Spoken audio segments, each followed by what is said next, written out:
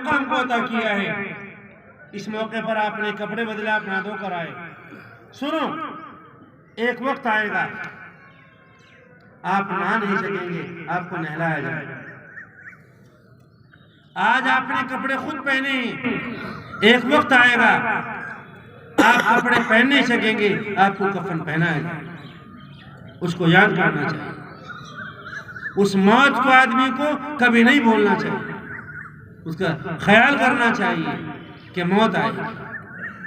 اس لیے آج کے دن میں اللہ تعالیٰ سے جہاں اور بہت سے سوالات کیے جائیں، ایمان والی موت، حسن خاتمہ، سجدے والی موت، شہادت، اللہ تبارک و تعالیٰ سے مانگنی چاہیے۔ ایک بات اور سنو، آج آپ نے افطار کیا، آج روزہ نہیں ہے، آج روزہ رکھنا حرام۔ آج آپ ضیوف الرحمان ہیں، آپ اللہ کے مہمان ہیں۔ آج اللہ کی طرف سے سب کی دعوت، آج کوئی روزہ نہیں رکھے۔ آج بڑا افطار ہے، چھوٹا افطار وہ تھا جو ہم روزانہ کرتے تھے شام میں افطار کے وقت میں، اللہم لک صمت وبک آمنت کے ذریعے سے۔ یہ بڑا افطار ہے۔ ہم نے جو روزہ رکھا ہے پیچھے 30 دن کے، یہ چھوٹے روزے ہیں، اور یہ افطار ہے، یہ بڑا ہے، اس سے بڑا ایک افطار ہے۔ اور جو روزے آپ نے رکھے ہیں ان سے بڑے روزے ہیں۔ وہ بڑے روزے کیا ہیں؟ کل اس وقت میں آپ جو گزر گیا، آپ کچھ کھا نہیں سکتے تھے، بیوی آپ کے پاس موجود ہے، آپ بیوی سے صحبت نہیں کر سکتے چونکہ آپ روزے سے، آپ چوری نہیں کر سکتے تھے، آپ روزے سے، آپ جھوٹ نہیں بول سکتے تھے، آپ روزے سے۔ اس میں اللہ نے خوشی عطا کی ہے، آپ کا دل خوش ہے، آپ کا دل خوشیوں میں ڈوبا ہوا ہے۔ اس خوشی کو کوئی ناپ نہیں سکتا ہے، اس کو کوئی تول نہیں سکتا ہے۔ خوشی سے آگے بڑھ کر اللہ نے آپ کو فرحت عطا کی ہے۔ مگر میں ایک اگلی بات کہنا چاہتا ہوں، آج کے بعد سے آپ بڑے روزے کی تیاری کریں۔ بڑا روزہ یہ ہے، کل آپ نے چوری نہیں کی تھی، آپ روزے سے تھے، اس 30 دن کے بعد آپ کے اندر یہ کیفیت پیدا ہو جانی چاہیے، ہم زندگی بھر چوری نہیں کریں گے، ہم زندگی بھر جھوٹ نہیں بولیں گے، ہم زندگی بھر غیبت نہیں کریں گے، ہم زندگی بھر حرام مال، پرایا مال نہیں کھائیں گے، ہم زندگی بھر نماز نہیں چھوڑیں گے، ہم زندگی بھر تہجد نہیں چھوڑیں گے، ہم زندگی بھر کسی کا دل نہیں دکھائیں گے، ہم زندگی بھر داڑھی نہیں کٹائیں گے، ہم زندگی بھر ٹخنوں سے نیچے پیجامہ نہیں پہنیں گے، ہم زندگی بھر اللہ کے حکم کو مانیں گے اور نبی پاک صلی اللہ علیہ وسلم کی پوری تابعداری کریں گے۔ اگر آپ نے ایسا کر لیا، اس زندگی کے بڑے روزے کے لیے آپ تیار ہو گئے کہ ہم بڑا روزہ رکھیں گے، کوئی ہمارے پاس موجود نہیں اور کئی ہزار روپے پڑے ہوئے ہیں، ان کا مالک نہیں ہے، ہم ان کو اٹھائیں گے۔ سونا چاندی ہمارے سامنے پڑا ہوا ہے، ہم مسلمان ہیں، ہم اس کو چھوئیں گے نہیں۔ کسی کی بیٹی ہمارے سامنے سے گزر رہی ہے، ہم اس کی طرف نگاہ اٹھا کر نہیں دیں گے۔ کوئی ہمیں زنا کے لیے بھی دعوت دے گا، ہم اس کو منع کر دیں گے۔ سنو، اگر آپ نے ایسا کیا، زندگی بھر کا روزہ رکھا، انتقال ہونا جیسے میں نے بتایا، موت آئے گی، میدان محشر قائم ہوگا، نفسی نفسی کا عالم ہوگا۔ آپ نے رمضان شریف کے روزے افطار کیے کھجوروں سے، پانی سے اور دوسرے مشروبات سے، کھانوں سے۔ یہ روزہ جو آپ رکھیں گے آج کے بعد ہمیشہ ہمیشہ کا، جو میں نے بتایا، میدان محشر ہوگا، آقا تشریف فرما ہوں گے، حوض کوثر پر لوگوں کی لائن لگی ہوئی ہوگی، آقا کے مبارک ہاتھوں سے پھر آپ کا روزہ افطار ہوگا، اور حوض کوثر تو بہت سارے جام ہیں، پیالے ہیں، وہ آقا مبارک ہاتھوں سے دیں گے اور آپ کا زندگی کے روزے کا افطار ہوگا۔ اشارہ کرنا چاہتا ہوں، یہ روزہ آپ نے رکھا ہے، آپ بڑے روزے کی تیاری کریں۔ آج کے بعد آپ کو اس طرح کی بات نہ کریں کہ جو اسلام کے، قرآن پاک کے خلاف، تو پھر آقا کے مبارک ہاتھوں سے جامع کوثر سے آپ روزہ افطار کریں گے، آپ اس کی تیاری کریں۔ اللہ تعالیٰ مجھے اور آپ کو اس کی تیاری کرنے کی توفیق عطا فرمائے۔ اور جو اللہ نے رمضان شریف میں ہمیں ایک مزاج دیا، ایک طبیعت دی، رمضانی مزاج، قرآن پاک کا مزاج، ہم اس رمضانی مزاج کو اور اس قرآن پاک کے مزاج کو ہم باقی رکھیں گے۔ اللہ تعالیٰ مجھے اور آپ کو عمل کرنے کی توفیق عطا فرمائے۔ آج آپ آئے ہیں، سب آپ ایک عیدگاہ میں بیٹھے ہوئے ہیں، آپ الگ الگ برادریوں کے ہیں، آپ کے الگ الگ خاندان ہیں، مگر کوئی بھید بھاؤ نہیں۔ اسلام اس کے ذریعے سے آپ کو دعوت دینا چاہتا ہے کہ آپ زندگی کے تمام میدانوں میں متحد رہو، اختلاف کا شکار نہ ہو۔ مسلمان آپس میں ایسے ہیں کہ جیسے مکان کی ایک اینٹ دوسری اینٹ کو طاقت پہنچاتی ہے، ایسے آپ کو ایک دوسرے کو طاقت پہنچانی چاہیے۔ کہیں سے کہیں تک بھی برادریوں کا، خاندانوں کا، نسبتوں کا، علاقوں کا بھید بھاؤ نہیں ہونا چاہیے۔ یہ اتنا بڑا مجمع آپ کو دعوت دیتا ہے کہ آپ دنیا میں متحد ہو کر رہیں۔ آپ متحد ہو کر رہیں گے تو آپ کی بات میں، آپ کی آواز میں طاقت ہوگی، اور اگر نہیں آپ متحد رہیں گے تو ایک ذرا سا کوئی حادثہ آپ کی تباہی اور بربادی کے لیے کافی ہو۔ آپ اس کی کوشش کریں، آپ اس کا خیال کریں۔ اس اہم اجتماع کے موقع پر میں آپ سے درخواست کرتا ہوں، آپ اللہ کے راستے میں صدقات خیرات نکالیں۔ اپنا مال جو اللہ نے آپ کو دیا ہے اس کو اللہ کے راستے میں خرچ کریں۔ زکوٰۃ کے علاوہ بھی آپ غربا کی مدد کریں۔ جو مال اللہ نے آپ کو دیا ہے اس میں 2.5% شریعت کا ہے، اور اس نے شریعت نے حکم دیا ہے کہ وہ کہاں کہاں خرچ کیا جائے۔ اور تمام کے تمام مسلمانوں پر جو مالدار ہیں یا وہ عید کے دن مالدار ہوئے ہیں، ان پر صدقہ فطر، ان کے بچوں کی طرف سے، ان کے گھر والوں کی طرف سے، یہاں تک کہ مجروح کی طرف سے بھی صدقہ فطر ہے۔ صدقہ فطر کیا ہے؟ یہ صدقہ فطر غربا کو اپنے ساتھ خوشی میں شامل کرنا۔ آپ کے بچے اچھے کپڑے پہنے اور بیواؤں کے گھروں میں رونا پیٹنا ہو، ان کے بچے پریشان ہوں، صدقہ فطر اس کا علاج ہے۔ اور صدقہ فطر سے رمضان شریف کے روزوں میں جو کوتاہیاں ہوئی ہیں، یہ صدقہ فطر ان کوتاہیوں کو ختم کرتا ہے۔ جو کمی آئی ہے تراویح پڑھنے میں، روزہ رکھنے میں اور رمضان شریف کے احترام میں، یہ اس کو ختم کرتا ہے۔ آپ اس کی طرف توجہ کریں، صدقہ فطر بھی نکالیں۔ بہت سے لوگ ہمارے علاقوں میں گیہوں کا صدقہ فطر نکالتے ہیں، 2.25 کلو گیہوں، اور میرے خیال میں یہاں پر وہ 36-37 روپے کا ہوگا۔ میں آپ سے عرض کرنا چاہتا ہوں، اگر آپ تھوڑے خوشحال ہیں تو آپ کھجور کا، کشمش کا اور چھوارے کا صدقہ فطر نکالیں۔ کھجور کا صدقہ فطر 3.5 کلو بیٹھتا ہے، اور اگر آپ 200 روپے کلو کی کھجور کھاتے ہیں تو آپ کو صدقہ فطر کے 7 روپے دینے پڑیں گے۔ اگر آپ 100 روپے کلو والی کھجور کھاتے ہیں تو پھر آپ کو 350 روپے دینے پڑیں گے۔ اور آپ دیکھ کر دیکھیں، حدیث شریف میں آتا ہے، اذا وسع اللہ، جب اللہ تم پر وسعت پیدا کرے، تم کو خوشحالی دے تو تم بھی وسعت پیدا کرو، تھوڑا بڑھ کر اللہ تعالیٰ کے راستے میں۔ بہت سے لوگ غریب ہیں، اس کی تشریحات آپ کو بتا دی گئی ہوگی۔ غریب لوگوں پر صدقہ فطر نہیں ہے، مگر عرض کرنا چاہتا ہوں، حدیث شریف میں آتا ہے اگر غریب لوگ بھی صدقہ فطر نکال دیں گے تو اللہ تبارک و تعالی ان کو مالدار بنا دیں گے، خوشحال بنا دیں گے۔ اس لیے صدقہ فطر کے نکالنے کا بہت اہتمام کرنا ہے۔ اللہ تعالی ہمیں اس پر عمل کرنے کی توفیق عطا فرمائے۔ ایک بات آپ سے عرض کرنا چاہتا ہوں کہ اس وقت آپ کی بہت بڑی ذمہ داری ہے کہ آپ اپنے بچوں کو تعلیم سے آراستہ دیں، اپنے بچوں کو تعلیم دیں، ان کو قرآن پاک کی تعلیم دو، ان کو عالم بناؤ، اور عالم بنانے کے ساتھ ساتھ اپنے بچے اور بچیوں کو دنیاوی تعلیم دیں۔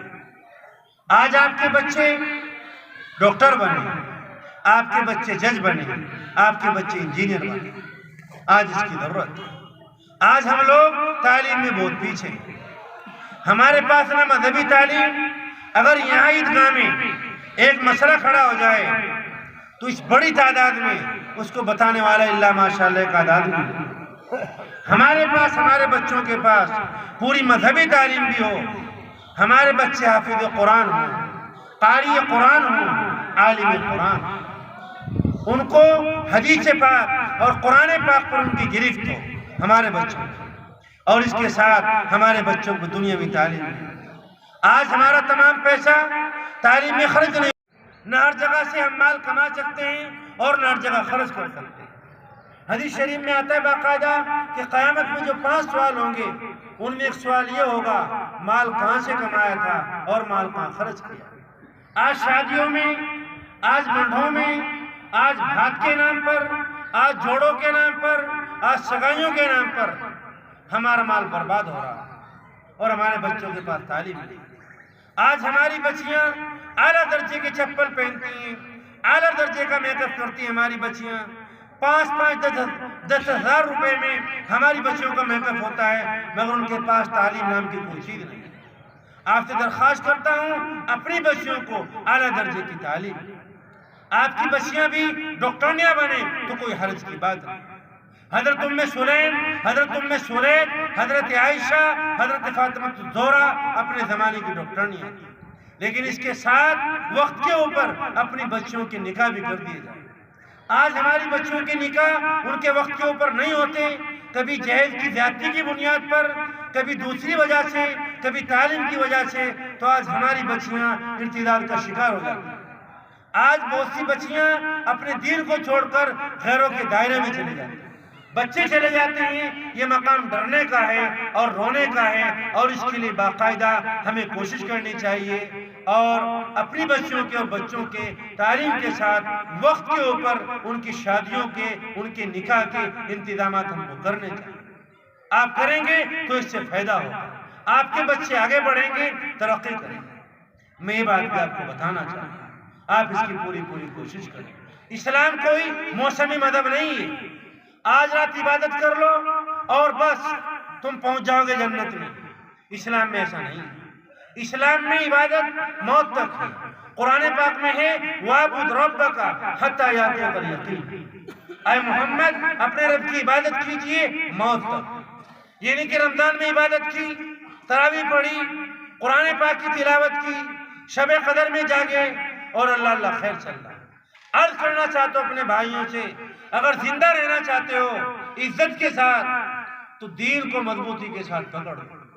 حدیث شریف میں آتا ہے، آپ نے فرمایا تھا آخری وقت میں تم میں 2 چیزیں چھوڑ کر جاتا ہوں، ان کو مضبوطی سے پکڑ لینا، تم کبھی گمراہ نہیں ہو۔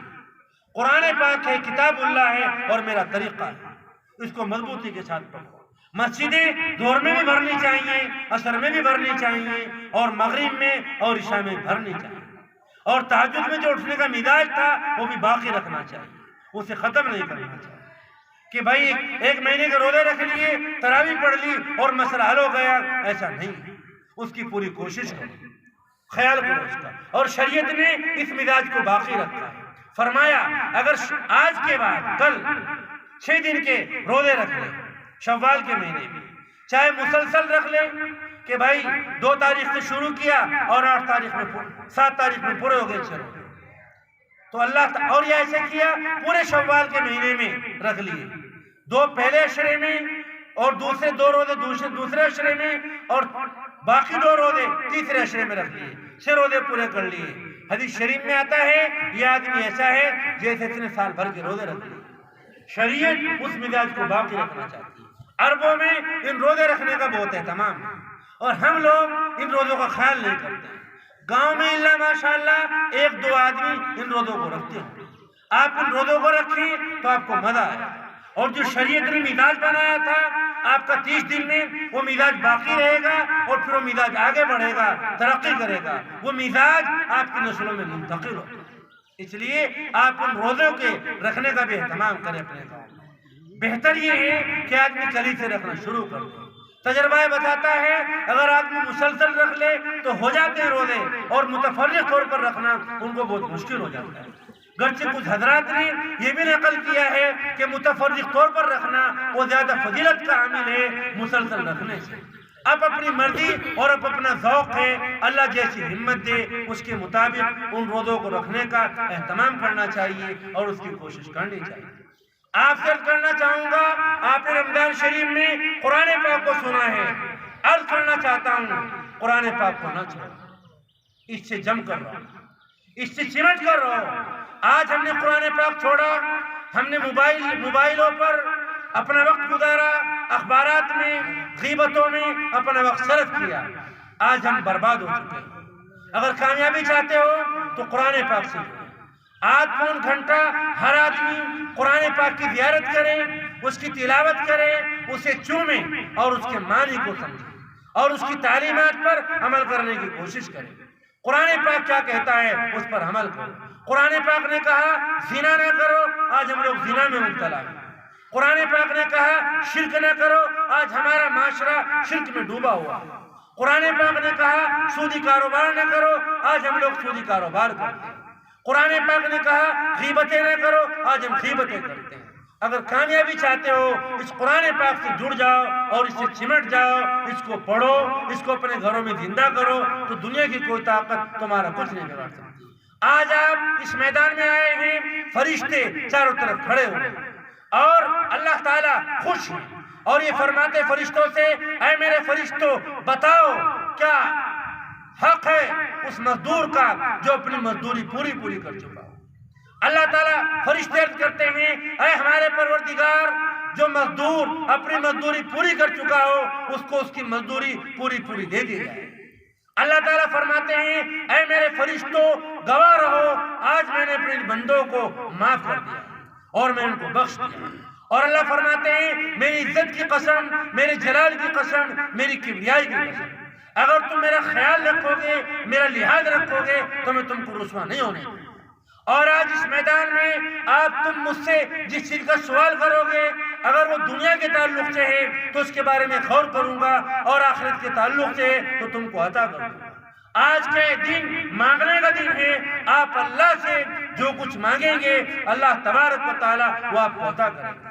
آپ نے الحمدللہ 30 دن کے روزے رکھے، آپ نے تراویح پڑھی، آپ نے زکوٰۃ نکالی، آپ نے تہجد کا اہتمام کیا، آپ نے افطار کی دعائیں کی، آپ نے غربا کا اور مالداروں کا آپ نے افطار کرا، آپ نے اپنی نگاہ کی، اپنی زبان کی حفاظت کی۔ مجھے اس بات کا یقین ہے، اور جو تھوڑی بہت کوتاہیاں ہوئی ہیں ہم امید کرتے ہیں، یقین کرتے ہیں کہ اللہ تبارک و تعالیٰ ان کوتاہیوں کو معاف کرے گا۔ یہ سوچنا نہیں چاہیے ارے ہمارا کیا ہوگا، ہم نے کچھ بھی نہیں کیا ہے، بے شک خیال کرنا چاہیے، مگر انسان کو امید بھی رکھنی چاہیے کہ میرا اللہ میری عبادات کو قبول کرے اور کوتاہیوں کو اللہ تعالیٰ درگزر فرمائے۔ اس کا آدمی کو پورا یقین رکھنا چاہیے۔ اس لیے آج کے اس میدان میں پھر اللہ تعالیٰ فرماتے ہیں جاؤ بخشائے اپنے گھروں کو چلے جاؤ۔ اس لیے میرے بھائیوں میں نے چند باتیں پیش کی آپ کی خدمت میں نے آپ کو بتایا عیدگاہ میں پہلے آؤ، عیدگاہ میں جب آؤ تو اللہ اکبر آہستہ پڑھتے آؤ۔ اس کا کیا مطلب ہے؟ ہم نے روزہ رکھا، کوئی بڑائی کی بات نہیں، اللہ ہر چیز سے بڑا ہے۔ ہم نے اچھے کپڑے پہنے، کوئی بڑائی کی بات نہیں، اللہ ہر چیز سے بڑا ہے۔ ہم نے لاکھوں روپے غربا میں تقسیم کر دیے، مدارس کو دے دیے، کوئی بڑائی کی بات نہیں، اللہ بڑا ہے۔ ہم نے جو کچھ کیا اللہ کی توفیق سے کیا، اللہ اکبر اللہ اکبر۔ اور جب یہاں سے جائیں دوسرے راستے سے جائیں بدل کر۔ اگر آپ کو خیال آئے تو کبھی عیدگاہ سے جانے کے بعد یا آنے سے پہلے کبھی قبرستان میں چلے جائیں۔ کوئی بہت ضروری نہیں ہے، ضروری سمجھنا تو گناہ ہے، بدعت ہے، مگر کبھی چلے جانا چاہیے کہ میں یہاں پر بھی آنا۔ اور میں نے آپ سے بتایا عید کے دن کو عید مبارک یہ کہہ سکتے ہیں، اور یہ بھی کہنا چاہیے تقبل اللہ منا و منکا، اللہ تعالیٰ ہماری طرف سے آپ کی طرف سے جو اعمال ہم نے کیے اللہ ان کو قبول فرمائے۔ اور بھائی رہا عید کے بعد میں مسافہ ملانا، معانقہ کرنا۔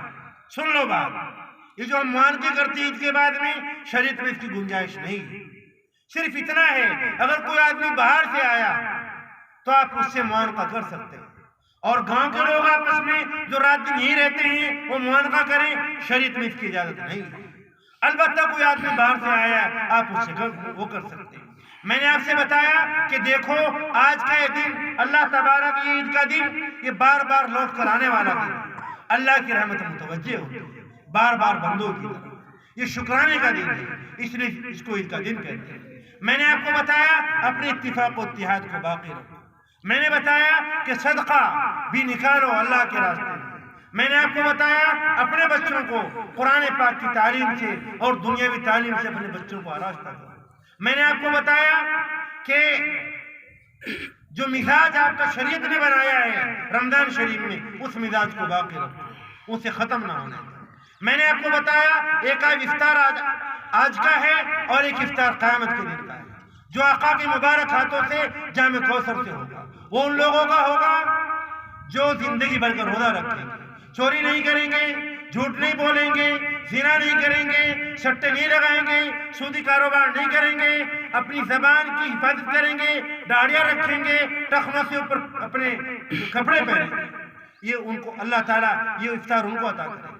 میں نے چیز آپ کو بتایا اور کچھ چیزیں میں نے آپ کی خدمت میں عرض کی ہے، میں امید کرتا ہوں کہ آپ ان چیزوں کے پر عمل کریں گے۔ میں نے آخر میں یہ بھی عرض کیا کہ عید کے بعد کے 6 روزے ایک ساتھ رکھ لو یا الگ الگ رکھ لو، ان کے رکھنے سے شریعت نے جو مزاج بنایا ہے یہ مزاج باقی رہتا ہے، اور ملک کے لیے پورے عالم اسلام کے لیے اور پوری دنیا کے لیے آپ کو دعائیں کریں، اور خاص طور پر ہندوستان کے لیے آپ کو اللہ تعالیٰ کی بارگاہ میں بہت دعائیں کریں، پورے ملک کی خوشحالی ترقی کے لیے، یہاں کی انتظامیہ کے لیے اور یہاں کے دوسرے شعبوں کے لیے، اور جو امت مسلمہ ہے آپ لوگ ہیں، آپ کو پہلے دعائیں مانگیں، آپ کا کوئی پرسان حال نہیں، اللہ تعالیٰ کی ذات گرامی ہے، اس کا سایہ اس کی رحمت آپ پر سایہ فگن ہے، آپ کو اپنے لیے اور ہندوستان کے مدارس کے لیے اور ہندوستان کی خانقاہوں کے لیے اور یہاں کی تجارت مزدوری کاشتکاری